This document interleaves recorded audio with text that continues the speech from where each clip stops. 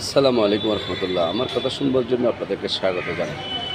আওয়ামী লীগের মাথায় পছন্দ করেছে। এই যে দেখুন, নিউ ইয়র্কে জাতিসংঘের একটা অনুষ্ঠানে সফর উপলক্ষে বাংলাদেশের অন্তর্বর্তীকালীন সরকারের প্রধান উপদেষ্টার নেতৃত্বে রাজনৈতিক দলসহ সরকারি কর্মকর্তারা সেখানে সফরে গেছেন। সেখানে আওয়ামী লীগের একটি গ্রুপ বিক্ষোভ করতে গিয়ে মির্জা ফখরুলকে অসম্মান করেছেন এবং এনসিপির সেক্রেটারিকে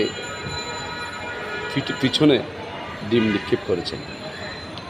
অথচ এই যে ফ্যাসিস্ট আওয়ামী লীগ যখন ডিমের ডজ খালি 100 টাকা করেছিল, সেই সময় এই ফ্যাসিস্ট আওয়ামী লীগের কোনো নেতাকে পচা ডিম নিক্ষেপ করা হয়নি। রাজনৈতিক সভ্যতা বলে একটা কথা আছে, কিন্তু সেই সভ্যতা লঙ্ঘন করা হয়নি। যে মির্জা ফখরুল ইসলামকে হেনস্থা করেছেন, সেই মির্জা ফখরুল ইসলাম কিন্তু আওয়ামী লীগের নিষিদ্ধের বিষয়ে প্রতিবাদ জানিয়েছিলেন। 32 নম্বর ধানমন্ডির বাড়িতে যখন বুলডোজার নিক্ষেপ করে, সেদিনও মির্জা ফখরুল ইসলাম নিন্দা জানিয়েছিলেন, প্রতিবাদ করেছিলেন। আর অথচ আওয়ামী লীগ সারা দেশে কোনো একটা বড় ধরনের বিক্ষোভ করতে পারে না। কোনো নেতা, পরিচিত কোনো নেতা রাস্তায় নামতে সাহস পায় না।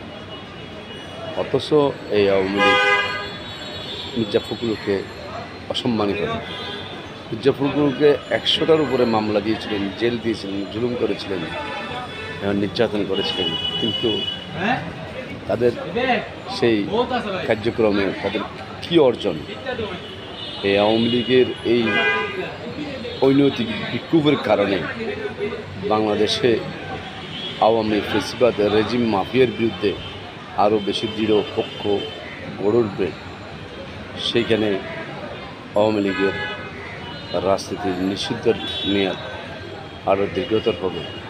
আওয়ামী লীগকে হটানোর দায়িত্বটা বিএনপির পক্ষে আরও বেশি জোরালো হবে এবং সমস্ত বাংলাদেশের রাজনৈতিক দল এবং সুশীল সমাজ, সর্বস্তর জনসাধারণ এই আওয়ামী লীগের আরও বেশি ভয়ঙ্কর হিসাবে চিহ্নিত করবে, আওয়ামী লীগকে অ্যাভয়েড করবে।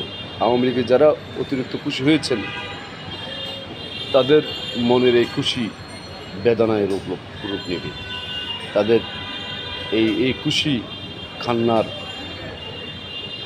রূপ নেবে যে আওয়ামী লীগ অতিরিক্ত রাজনীতি করতে গিয়ে নিজেদেরকে ধ্বংস করেছেন। সর্বত্র আওয়ামী লীগ করার পরেও আওয়ামী লীগ ভূমিধস